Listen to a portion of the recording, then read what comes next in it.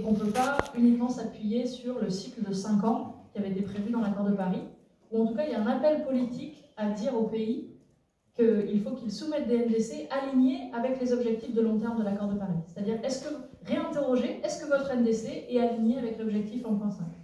L'Europe ne compte pas soumettre une nouvelle NDC, par contre elle va communiquer sur pourquoi, selon elle, la NDC européenne est alignée avec l'objectif 1.5.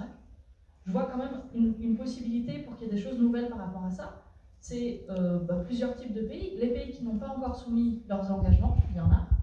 Les pays qui ont soumis des engagements qui sont d'un niveau d'ambition égal, voire inférieur à ce qu'ils avaient mis sur la table en 2015, il y en a aussi. C'est les mêmes pays que j'ai cités tout à l'heure, par exemple. Et la troisième catégorie de pays, c'est les pays qui, dans le OFF, ce que j'ai appelé le OFF, la Foire Expo du climat, se sont engagés dans des coalitions, se sont engagés dans des déclarations, souvent sur des choses qui ne sont pas reflétées dans leur NDC. Par exemple, l'accord Chine-US, la Chine a dit qu'elle allait faire un plan d'action pour réduire ses émissions de méthane. Or, dans son engagement climat formellement soumis à l'ONU, elle ne dit rien sur ses émissions hors CO2. Donc, une des façons d'utiliser ce levier, cet appel, pourrait dire à la Chine, vous avez dit que vous feriez ce plan, s'il est prêt fin 2022, soumettez une nouvelle NDC avec ce que vous allez mettre dedans.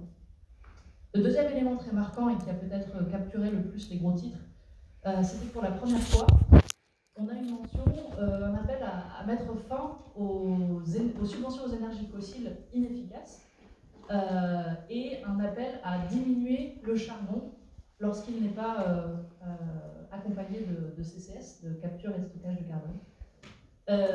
Et ça, c'est vraiment majeur parce que c'est la première fois qu'on parle du problème, qu'on parle des énergies fossiles de façon explicite dans cette déclaration de la COP.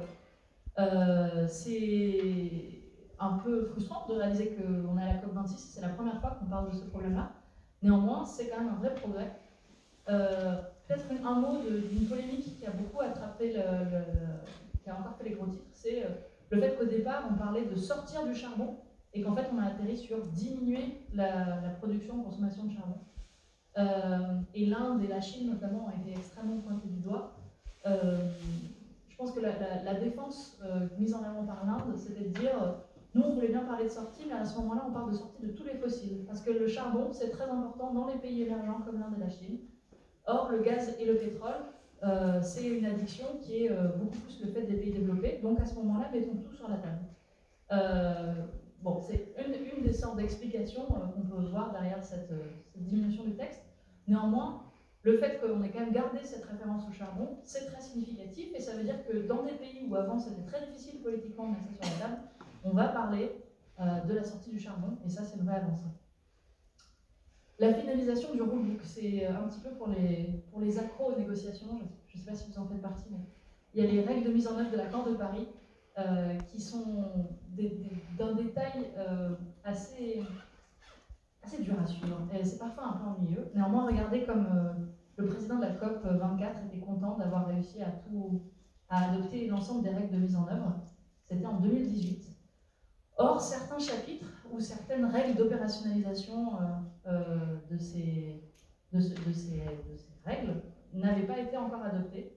Et donc, il restait certains chapitres sur lesquels les négociateurs avaient échoué à trouver un consensus en 2019 à Madrid, en 2018 en Pologne. Et donc, enfin, on a eu un accord à Glasgow sur plusieurs points. Sur les règles de transparence, sur qui fait quoi. C'est vraiment le moteur de la dynamique de l'accord de Paris. C'est chacun met au pot ce qu'il pense pouvoir contribuer. C'est éminemment débattable, mais on ne va pas débattre sur qui devrait faire quoi. Par contre, on va demander de la transparence. Qu'est-ce que vous mettez derrière vos inventaires? Qu'est-ce que vous mettez derrière vos actions? Comment est-ce que vous comptabilisez ça? Et là, le niveau de détail dans lequel on est rentré, c'est qu'on a vraiment les intitulés des colonnes des tableaux que les pays doivent remplir. Et c'est, voilà, encore une fois, un travail de fourmi, mais nécessaire pour avoir cette transparence et cette redevabilité in fine. Le calendrier commun pour les engagements des pays, c'est important, encore une fois, c'est la durée de mise en œuvre des engagements des pays. Est-ce que c'est 5 ans, 10 ans Finalement, on s'est arrêté sur 5 ans. Et ça a l'air anecdotique, encore une fois, mais c'est important, toujours pour des raisons de comptabilité, de redevabilité. Et on a besoin d'un commun pour pouvoir prendre état des progrès, du manque de progrès par les uns et les autres. Le dernier élément le plus important peut-être, c'est celui qu'on appelle la coopération volontaire, regroupée sous l'article 6. Schématiquement, c'est les marchés carbone internationaux. Et c'est un élément important parce qu'on a tous en tête peut-être que les compagnies privées vont être de grosses demandeuses de crédits carbone, de compensation. Néanmoins, on a vu un énorme saut dans les NDC des États entre la première mouture et la deuxième mouture. Il y a près du double de pays qui ont déclaré qu'ils allaient vouloir utiliser les crédits carbone internationaux. Donc même pour l'engagement et la redevabilité des pays, ces mécanismes-là, ils vont être extrêmement importants. Et pourquoi est-ce qu'on avait échoué pendant 3 ans à avoir ces règles-là? C'est parce que dans l'accord de Paris, c'est très difficile de définir ces règles-là. Alors que dans le précédent protocole de Kyoto, le précédent mécanisme, il y avait les pays développés qui ont des obligations, les pays en développement qui n'en ont pas. Forcément, tout ce qu'on fait dans les pays en développement, c'est nécessairement additionnel. Donc je réduis les émissions, j'ai un crédit à mon compte, c'est très simple. Dans l'accord de Paris, tous les pays sont redevables de leurs émissions et de leur réduction d'émissions. Donc le gros risque, c'était qu'on a un double compte du pays où a lieu la réduction et le pays qui l'achète le crédit. Schématiquement, on a eu... ah mince, parce que... Ah, ça ne se voit pas. Schématiquement, on a évité le pire du double compte dans les règles qui ont été adoptées. Néanmoins, le diable est toujours dans les détails et une des grosses questions qui va se poser pour la mise en œuvre effectivement robuste de ces règles, schématiquement, c'est 2 choses. C'est la capacité des pays hôtes à autoriser des projets de réduction d'émissions. C'est un peu du détail, mais il y a des projets qui seront autorisés, des projets pas autorisés. Et en fait, ce que décidera de faire le pays hôte, donc soit principalement des pays en développement, ça va être majeur sur le risque qu'il y ait des sortes de crédits de moindre qualité, un peu sous le tapis, qui soient quand même générés via ces mécanismes-là. La deuxième question, c'est quels standards vont se fixer les acheteurs?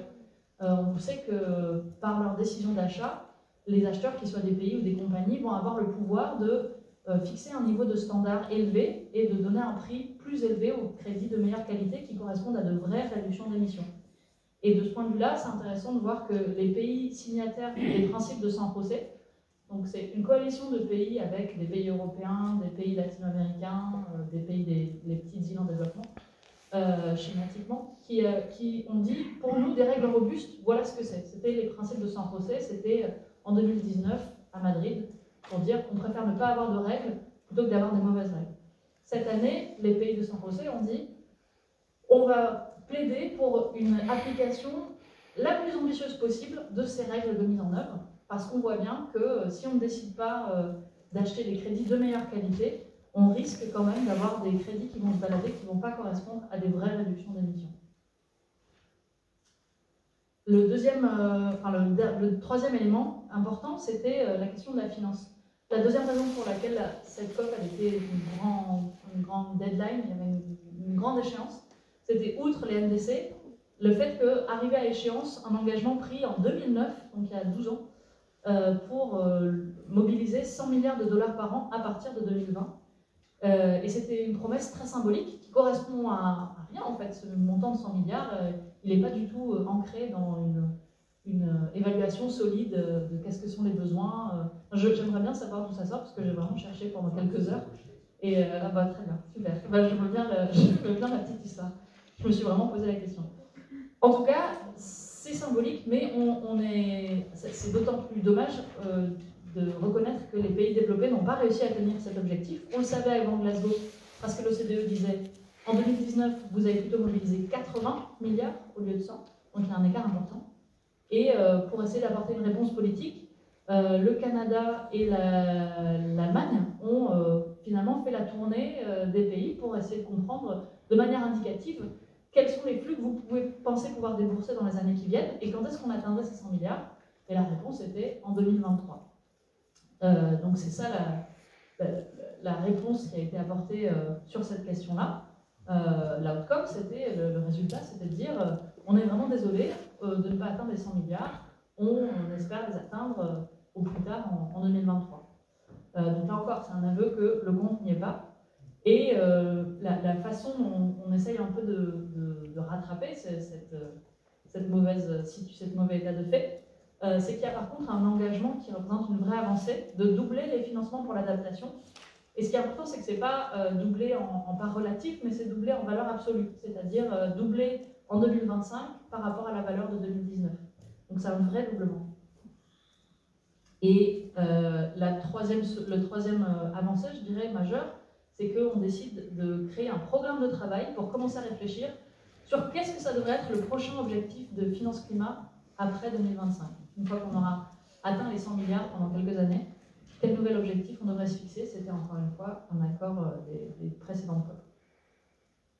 La question adaptation et pertes et dommages, je pense que l'une des choses les plus concrètes qui a pu être décidée, c'est un rappel de la finance, mais c'est le doublement des financements pour l'adaptation, parce que ça c'est un engagement très concret.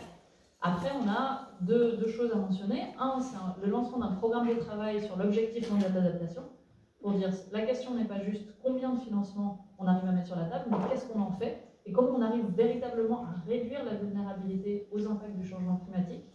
Donc on a une sorte de perche tendue à la science là-dessus. Le deuxième, c'est les pertes et dommages sont devenus une question très importante dans la deuxième semaine de la COP. Les pertes et dommages, c'est la résultante du fait qu'on n'a pas réussi à réduire les émissions, donc les impacts vont continuer à devenir de plus en plus sévères, de plus en plus intenses, les impacts graduels et les impacts extrêmes.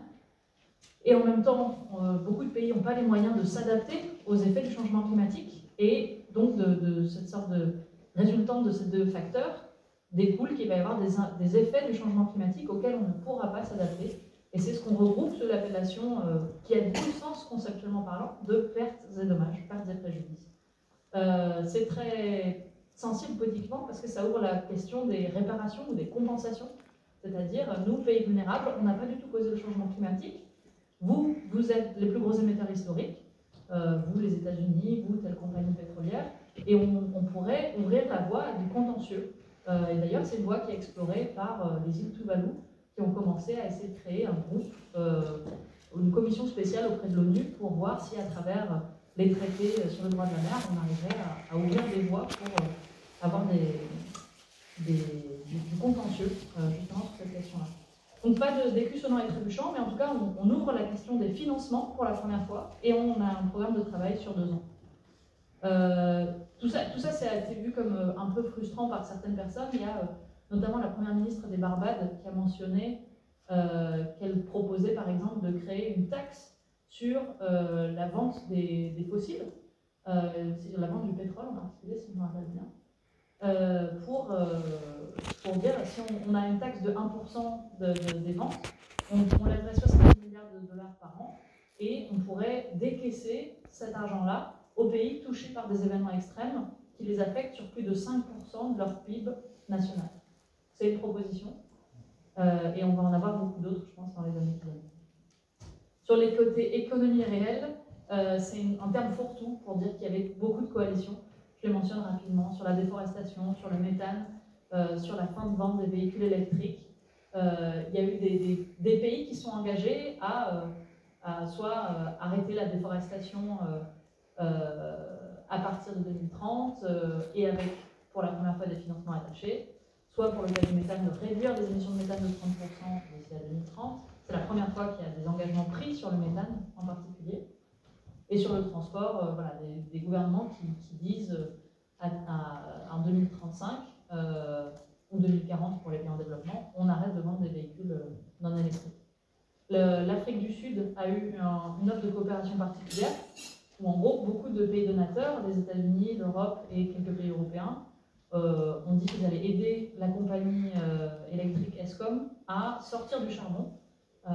Et c'est une offre de coopération vraiment inégalée pour essayer de sortir ce pays de cette énergie très polluante, mais avec un facteur très important qui est qu'elle va se concentrer beaucoup sur la justice sociale dans cette transition et qu'une grande partie des fonds doit être allouée à aider les communautés impactées, aider les territoires impactés pour que ce soit vraiment un facteur de développement économique et humain en Afrique du Sud. Et ça, c'est assez novateur et c'est à la demande de l'Afrique du Sud que ça se focus. Donc il y a beaucoup de choses. Greta Thunberg dit que c'est du blablabla. Je pense que c'est une COP qui doit être saluée parce qu'en temps de Covid, c'était pas du tout sûr qu'elle se passe déjà, et que la COP 15 pour la biodiversité, par exemple, a été repoussée, et qu'ensuite les progrès ne se matérialiseront que si tous les engagements sont traduits en actes. Voilà.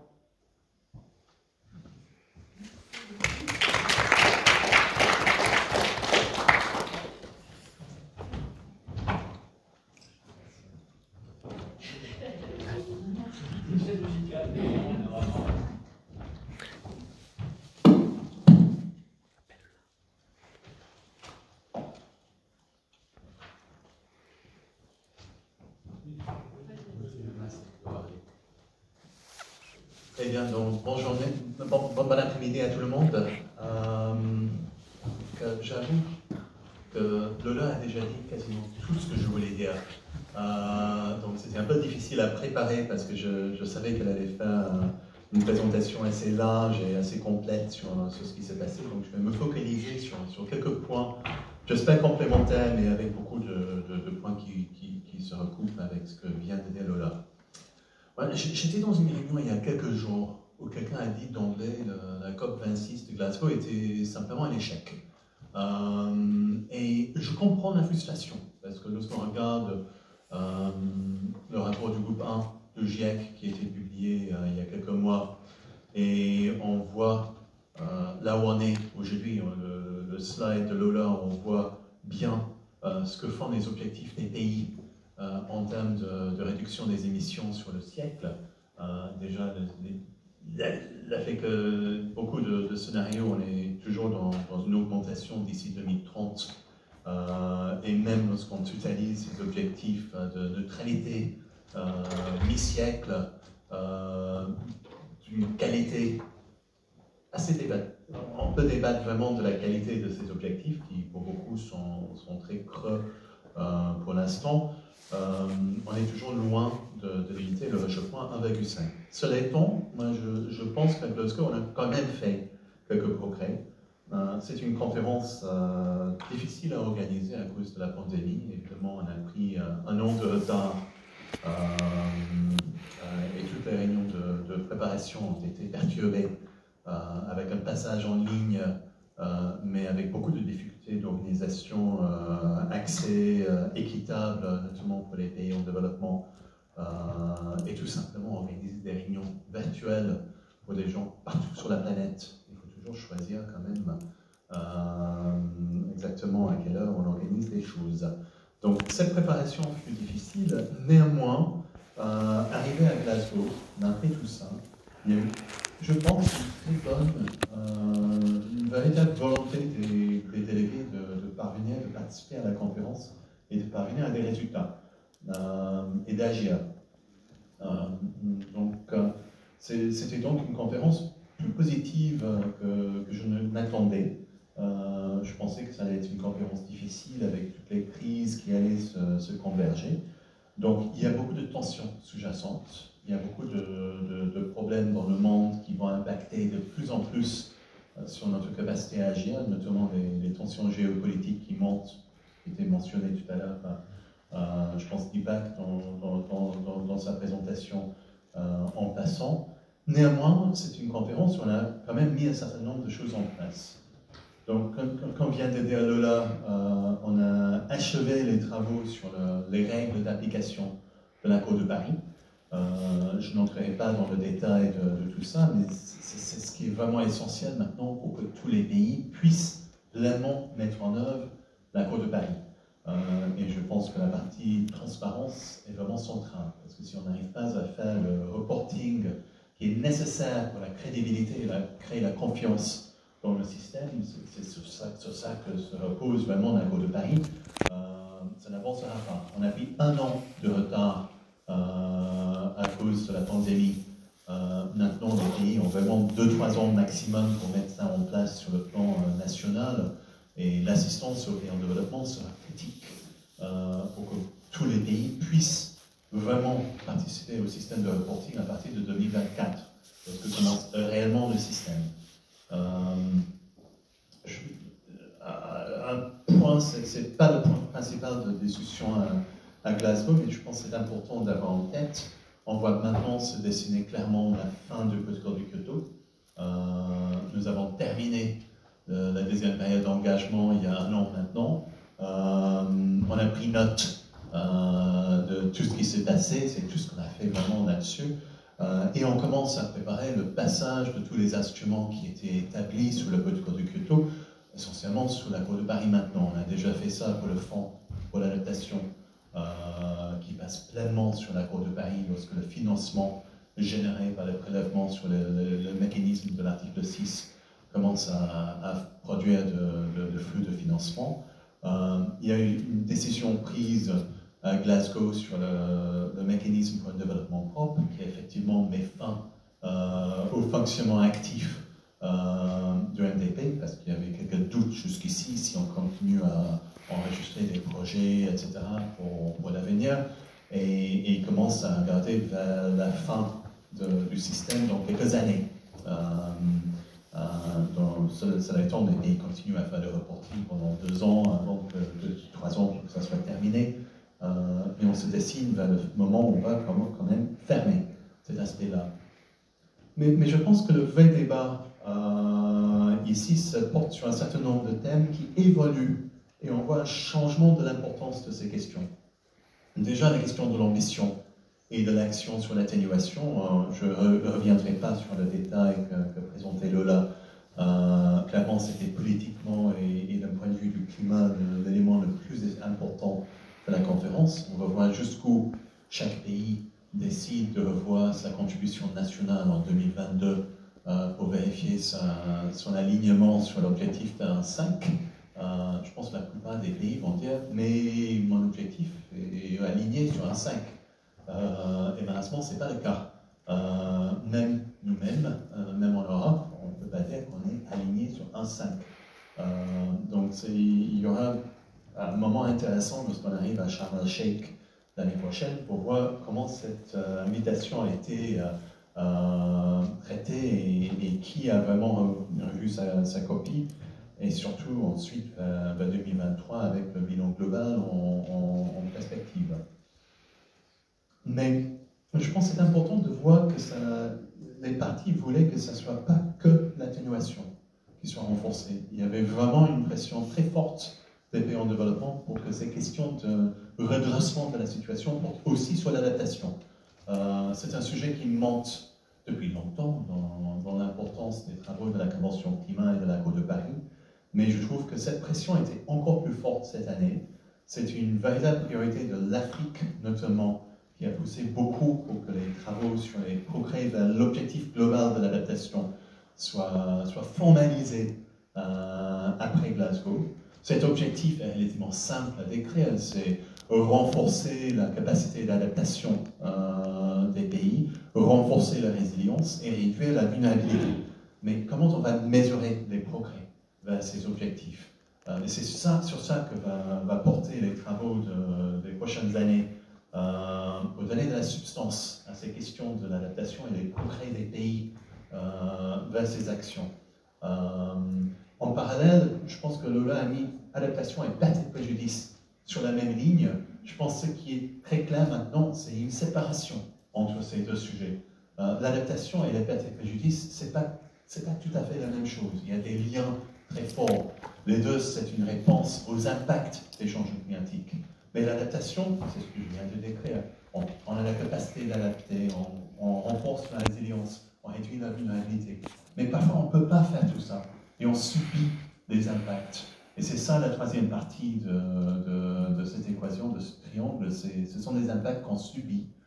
Mais il est clair que nous aurons à normaliser ce débat, qui a toujours été un débat très, très difficile, avec cette crainte de la responsabilité et de la compensation qui a beaucoup impacté les positions des pays développés.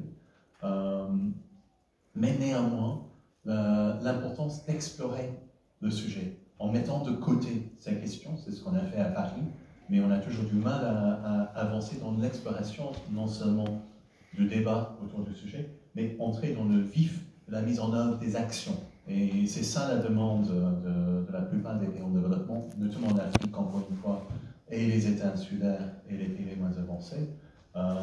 Mais nous devons rebondir sur ces travaux de Glasgow maintenant.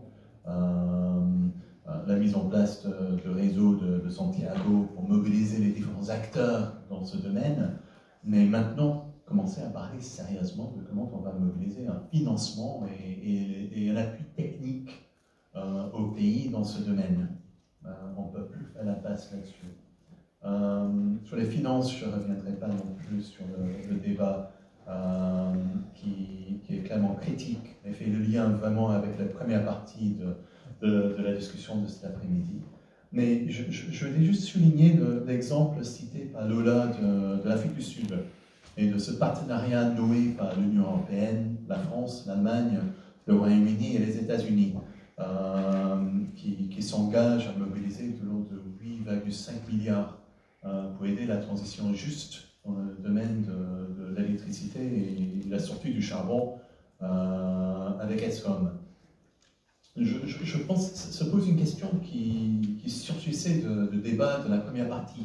C'est l'intérêt de mécanismes généraux pour travailler sur la gestion de risques, la réduction des risques d'investissement et les outils taillés sur mesure au niveau des pays, voire au niveau, à un niveau local ou vraiment très micro. Donc je pense que c'est un exemple parmi d'autres, mais comment on doit vraiment procéder? Je pense que c'est un précédent maintenant. Est-ce qu'on commence à faire ça partout avec tous les pays? Qui pilote, qui décide? Il y a forcément un risque que ça se focalise que sur les grands si on avance dans ce sens et qui s'occupe des autres. Mais je pense que c'est une très bonne initiative, mais qui pose beaucoup de questions.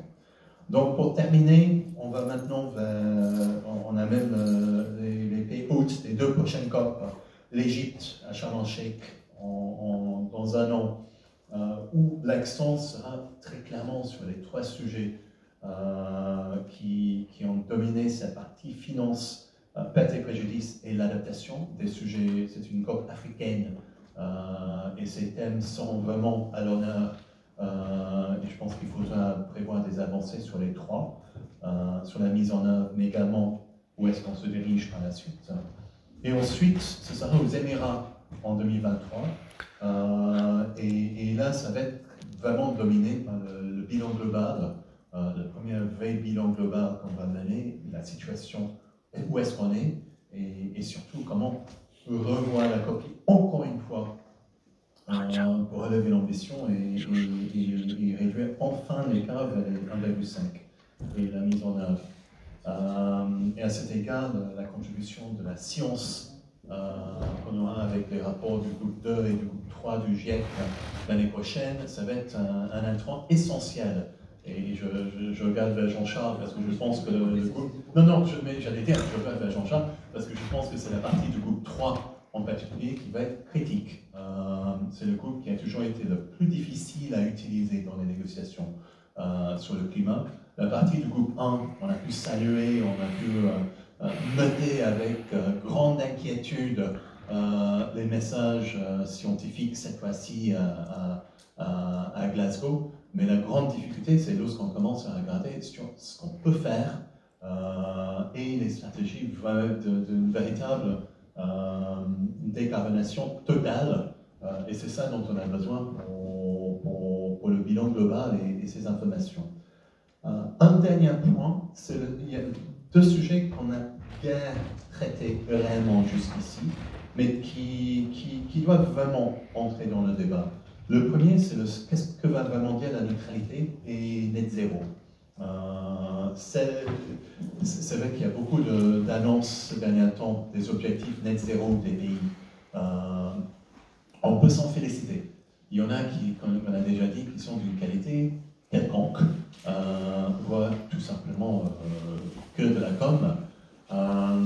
Mais c'est plus large, c'est quel est le vrai sens de net zéro en termes de réduction des émissions, renforcement des absorptions, et ensuite les échanges entre les pays. Les questions d'équité entrent vivement dans ce sujet, et on n'en parle absolument pas. pour l'instant dans l'enceinte de l'accord de Paris et de la COP et de la CMA. C'est un sujet qui doit être traité clairement, parce que sinon on est en train de tourner en rond. Un autre sujet, Lola a mentionné le débat sur le charbon et les subventions fossiles, et c'est vrai que le langage est très faible. C'est important qu'on en parle. Et clairement, on devrait parler des autres énergies fossiles et non seulement que du charbon. Mais c'est un point de départ. Mais ce dont on n'a pas parlé dans ce cas-là, et c'est un autre point souligné par l'Inde, c'est les questions de consommation. Et là, c'est quelque chose qui ne figure pas dans la décision qu'on a adoptée et qui est un peu absent, qui est totalement absent de ce débat. Donc je pense qu'il y a des chantiers qu'on ne peut pas continuer à ignorer dans ce débat. Comment en parler dans un contexte international? Ce sont des sujets encore plus sensibles. C'est pour ça qu'on n'en parle pas. Mais jusqu'où on peut rester là-dessus, je ne suis pas convaincu qu'on peut rester dans un débat, dans le silence là-dessus. Mais bon, j'arrête là et j'ai dû improviser parce que je m'avais dit tout ce que je voulais dire dans un premier temps, et j'espère apporter quelques compléments.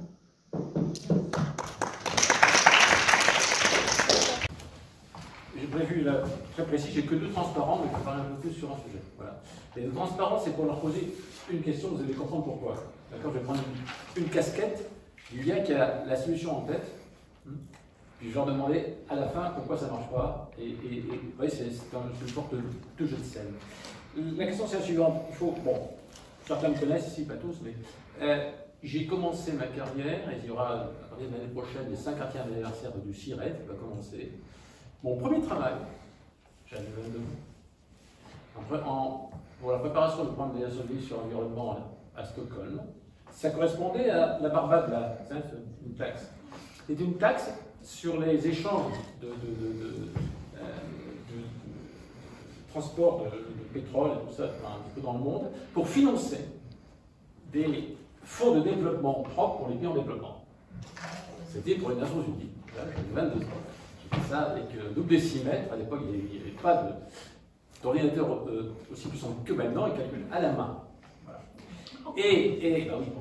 Et donc, je me retrouve comme ça. Ça veut dire quoi? Ça veut dire que j'ai une certaine notion de l'écart entre les idées et comment elles percolent sur la société. Bon.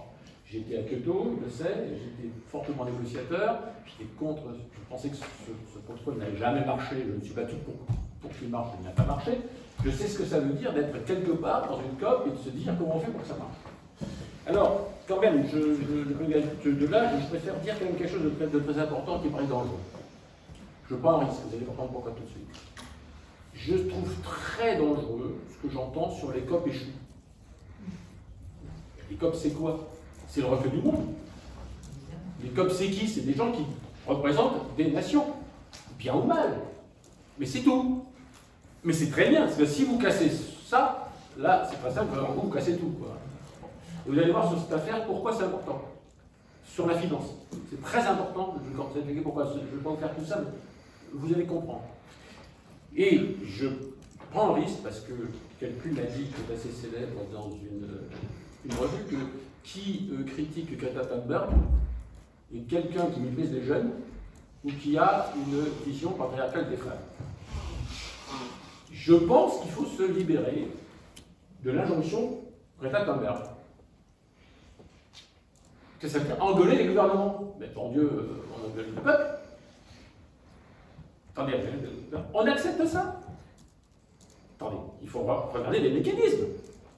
Ah, vous engueulez Macron, ben putain, il a voulu faire un petit taxe carbone et puis il y a eu les gilets jaunes. Il faut engueuler les gilets jaunes. Ça veut dire quelque chose, ça? J'ai une chose qui est dans un journal hebdomadaire connu, qui était la Chine et l'Inde empêchent d'avoir un bon accord. Attendez, vous lisez la phrase, hein. L'Inde et la Chine, ils sont vilains. Ah, et alors je fais quoi?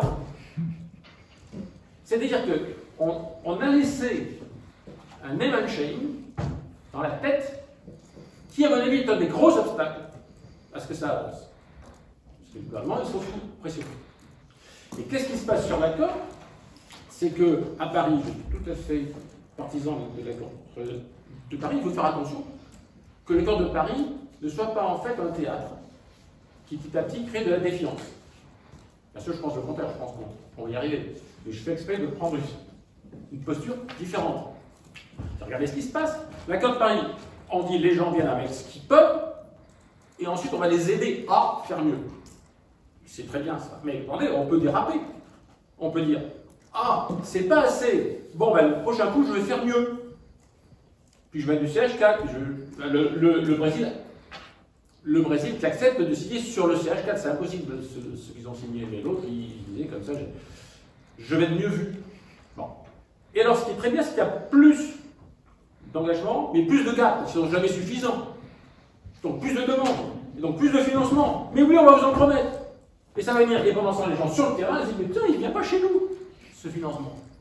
Et on a fait mieux que ça, c'est qu'on est parti à 2 degrés en Noël-Bélo, et maintenant vous ne pouvez plus parler de ça si vous ne dites pas 1,5 degré. Donc je peux faire, si je faisais une caricature, à top 30, on sera 1,2 degré, quoi. Mais regardez ce qui se fait, regardez les textes. Alors, la question, c'est comment on brise ce cercle de défiance, on le transforme en cercle de confiance. Et la question, bien sûr, c'est comment je vais faire maintenant pour renverser la mécanique. Et je pense que les éléments y sont, contrairement à ce qu'on pense. Petite chose que je ne voulais pas dire, mais c'est simplement, je n'ai pas prévu, mais donc je vais passer à ça tout de suite, sur 2 remarques pour des questions qui sont embêtantes, parce que parfois, dans cette mécanique, on a des erreurs conceptuelles qui sont importantes, des erreurs de langage. Prenez la question de l'adaptation. Comme j'ai fait un rapport pour le fonds Vertima, j'ai pu lire un peu. C'est affolant. Comment vous chiffrez ça? C'est quoi l'adaptation?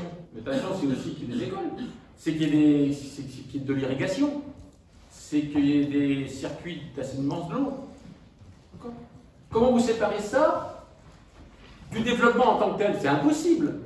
L'adaptation, c'est aussi, surtout d'abord, de réduire le gap d'investissement sur les basic needs dans les pays en développement. C'est pas quelque chose, c'est pas spécifique au climat, très pas souvent. Comment vous faites de la séparation? Ce qui veut dire aussi que quelque part, ça ne se joue pas sur la question climat seulement, ça se joue sur autre chose.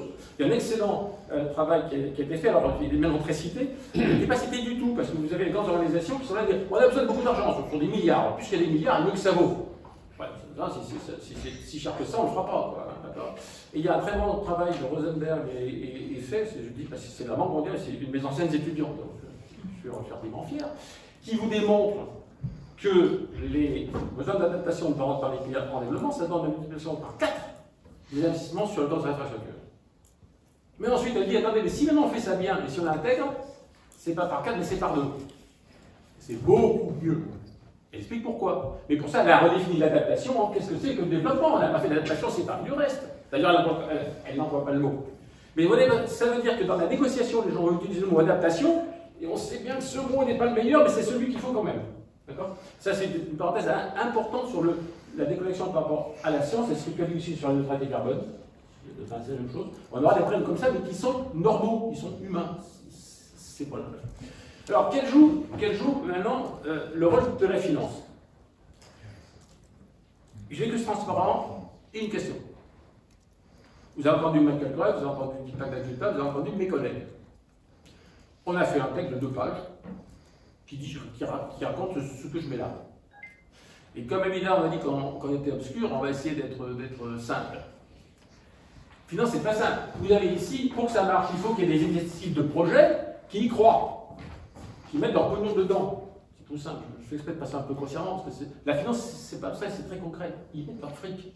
Ils ne veulent pas perdre leur fric, donc il faut que ça soit sûr. Bon, comment ils font en général? Ils vont chercher des investisseurs institutionnels. C'est quoi? C'est les fonds de pension, etc. Alors eux, attendez, c'est pas des méchants. C'est ceux qui gèrent notre retraite. Il y a aujourd'hui, il aurait dû dire, il y a 56,1 millions de millionnaires dans le monde. dont je fais partie. Mais certains d'entre eux aussi. Okay, ça va, parce que j'en ai un pension Paris, ma zone natale, etc. Ceux-là possèdent 44% des biens financiers mondiaux. C'est ceux-là qui doivent financer la transition. D'accord? Et donc les fonds de pension, ils gèrent une grosse partie de ce fric. Donc il faut que les éditeurs de projet prennent des risques, et les fonds de pension se disent « Ah ouais, je peux le faire parce que les retraités, je pourrais les payer. » D'accord? Ça, c'est simple. Ça. Comment on fait ça? Ben, il faut d'abord le dérisquer. Alors là, vous avez des projets domestiques et multilatéraux, ok? On va admettre qu'on peut le faire, mais il faut derrière que donc, les banques prêtent à des tarifs les plus simples possibles, enfin les plus bas possibles. Quels sont les acteurs qui peuvent dérisquer? Sinon les États. Comme on l'a fait pour le rail, comme on l'a fait pour les vaccins. Nous avons socialisé les risques. Et ça veut dire que si vous faites bien votre truc, le taxpayer, il ne paye pas beaucoup parce que vous financez que des choses qui ne sont pas risquées, mais comme a dit Michael Trump, ils avaient garanti un profit de 1-2%, ça a déclenché beaucoup de choses. Donc il faut bien que les États s'y mettent. Et ça, ce sont les trésors publics. Donc il faut les convaincre que c'est possible. Alors, là-dedans, c'est qu'est-ce qui va faire partie de la négociation? Ben, moi, je vois que la négociation climat, il pourrait y avoir un jour des acteurs qui disent, pour les 100 milliards ou d'autres, c'est pour les 100 milliards, c'est pas, c'est 400 milliards par an à peu près, pour la seule mitigation. Okay, c'est un quart de ce qu'il faudrait. On dit, tiens, moi, je mets ça sur la table, sous telle forme. Donc ça, c'est pas mal. Mais la question, c'est que ça ne suffit pas. Vous avez le haut derrière qui sont les banques, ça c'est facile, là, les banques centrales et, je te dis, les institutions régulatoires qui sont les rating agencies, qui sont BAL 3, qui sont les organismes qui contrôlent le système financier international. Et ça, c'est en dehors de ce qui peut se passer à une COP. Et c'est très important, pourquoi? Parce que supposez que vous soyez très gentil avec un pays en développement. Vous lui faites des garanties triple A sur ses investissements. Bah, il va donc avoir des prêts qui vont venir. Bien, ils sont à bas coût, mais ce sont des prêts. Donc il va s'endetter. Donc pour lui, au début, c'est mal, ça s'appelle une crédit worthiness. Donc son taux de base de ses prêts, il va augmenter pour l'État. Donc il aura un petit problème. Et donc, si vous voulez, il faut bien que les rating agencies reconnaissent les actifs qu'on met. Il faut que quelque part, une convention qui dise oui, c'est crédible. Donc, quelque part, il y a un problème. Il faut rendre crédibles les actifs que l'on fait pour que les gens qui prennent des prêts, qui s'endettent en fonction de ça, voient sur leur colonne actifs le fait qu'ils ont investi sur un bon truc qui est reconnu, qui a une valeur. Ça va, ça? Hein? Autrement, ça ne suffit pas. Donc, il y a un problème de connexion entre le haut et le bas. Ça va? Parce que ça, c'est pas dans la rating agencies que l'on va. C'est pas dans une job qu'on va parler de ça. Il y a une anecdote que Michael Trump a donnée qui le concerne, qui est la suivante. On a fait des promotions là-dessus avec des Brésiliens en 2014, un petit peu avant. Il voit ce que j'ai dit, il voit le patron de la délégation anglaise et de la délégation allemande assis côte à côte. Il va aller voir, ah, regardez, ça c'est bien là ce qu'ils ont dit là. C'est quelle était la réponse des deux? Oui, c'est intéressant. Mais ça, ici on est à une négociation sur le climat, pas sur la finance. Pourquoi? Non? Ok? Elle dit ça, il y a du chemin à faire. Alors, là-dessus, c'est que je vais dire maintenant, si vous avez compris pourquoi je vous ai mis ça, quels sont les. Et je vais, comme ça. Comment on fait là? C'est celui-là? Moi j'ai utilisé là. C'est bon? Voilà. Le problème c'est de quoi on a besoin. Je vous ai noté que tout le monde y gagne. Il y a des gars du Nord qui font des garanties à ceux du Sud, l'épargne vient et tout va bien. La question c'est comment on fait. Ben, il faut pour moi un système multilatéral. Et pourquoi? Parce qu'on a des problèmes de crédibilité de ce qu'on fait, de garantie que les investissements vont au bon endroit et qu'on a un système où on a des règles communes et qui ensuite, comme le disait Paul, et les autres, dit maintenant on va s'arranger pour que selon les secteurs, les pays, etc., ça soit adapté aux solutions locales. Question, il faut bien qu'il y ait un système un peu régulé, avec des règles communes. Alors pourquoi je dis ça, et c'est la question que je vais poser, quand j'ai mis ça comme titre, c'est est-ce que c'est pas un diplomatic non-starter que j'ai appris à Kyoto? Qu'est-ce qu'il peut faire que ça ne marche pas? Et Michael Robb l'a dit un petit peu, c'est garantie publique. Comment ça se fait que ça pourrait ne pas marcher? Mais c'est politique. Alors je vais vous donner une petite histoire, je vais faire une mauvaise histoire, une histoire très que j'ai connue depuis 3 jours maintenant, comme c'est quelques vues, sur l'affaire de l'Afrique du Sud. L'Afrique du Sud, on va raconter l'histoire bien, comme ça vous l'a été dit. Et c'est bien, attendez, c'est bien que ça ait lieu comme ça, et c'est bien que quand on fait. Maintenant, je peux lire l'histoire de façon très différente. Si en même temps, dans d'autres instances, on refuse de parler de garantie publique, quand on refuse de parler de ce qui se passe là-haut, là, ok, je peux lire l'histoire de façon extrêmement différente. Et ça, c'est pas moi, c'est très simple. C'est que finalement, plutôt que d'avoir un système commun comme ça, on va être pragmatique. On va avoir les pays en fonction de leur fragilité. Et là, on a l'Afrique du Sud. Ils ont une firme, sans pas, c'est comme si EDF en France faisait faillite. 95% de l'électricité de l'Afrique du Sud, 40% de l'électricité de toute l'Afrique. Elle fait faillite pourquoi? Parce qu'elle n'est pas très bien gérée. Il y a des problèmes. Alors, il y a maintenant, tu ne vas plus faire de charbon, tu vas faire autre chose. Contrôler l'Afrique du Sud, c'est un peu compliqué. Mais on va être gentil, ça va être juste. On va s'occuper des populations locales. Quand on est le pays, c'est un peu compliqué de savoir comment déjà ils n'arrivent pas à s'occuper eux-mêmes de leur population locale. Ça évoque des précédents historiques récents sur le Nord qui pensent qu'il va aider le Sud à plus travailler. D'accord? Comment c'est perçu par le Sud? Ben d'abord, ils se disent, ben, moi de toute façon, je ne peux pas refuser parce que ma firme elle est en faillite. Certains diraient qu'il vaudrait mieux qu'elle soit en faillite pour qu'on la foute à côté plutôt que de la sauver comme ça. C'est une question que je peux me poser. Donc peut-être ça ne marchera pas. Quand ça n'a pas marché, la même chose pour les frontières vertes sur le Sahel. On a fait la même chose, hein, d'être contre. Ça n'a pas marché. Parce qu'on n'a pas dit comment l'argent allait sur place, non corrompu, et que vraiment ça se passe bien. Mais comment c'est vécu par d'autres pays? Le Nord ne veut pas discuter sur de règles communes parce qu'il reprend le vieux réflexe. Diviser pour régner. Je vais voir les Africains du Sud. Puis le coup d'après, déjà ils savent, ça sera l'Indonésie. On va aller voir l'Indonésie qui a aussi un coup de problème. Puis après l'Inde, ne dis pas qu'elle dit l'Inde encore ça va, mais dans quelques années ça sera comme ça. Donc c'est perçu dans le Sud sur l'Occident, comme d'habitude, il veut nous diviser. Et je pense que c'est pas lié, ça. Je vous donne l'histoire, la bifurcation. Donc la question que je mets ici, c'est qu'on a toutes les bases pour un cercle de confiance. Il faut voir comment on peut faire que ce genre de choses puisse rentrer dans ce genre de choses, ou autre chose, rentre dans la négociation. Sinon, on peut voir cette perpétuation, hein, avec chacun qui monte au créneau pour demander encore plus d'argent, en sachant que le Nord ne pourra pas faire, et qu'on sera très embêté, ça va venir un bargaining géopolitique multidimensionnel. Donc en gros, ce que je veux dire, c'est que tous les éléments, la bonne nouvelle, je pense, c'est qu'il y a de fait quelque chose qui s'est passé à COP26. Deuxièmement, qu'il faut que tous les éléments pratiquement touchés sur la table aient positif. La question, c'est quels sont les éléments de cohérence communs qu'on peut trouver pour que ça se transforme non pas dans un jeu de surenchère, mais dans quelque chose qui converge. Voilà. Et donc, je suis conscient que je ne sais pas de répondre, maintenant, c'est eux les diplomates.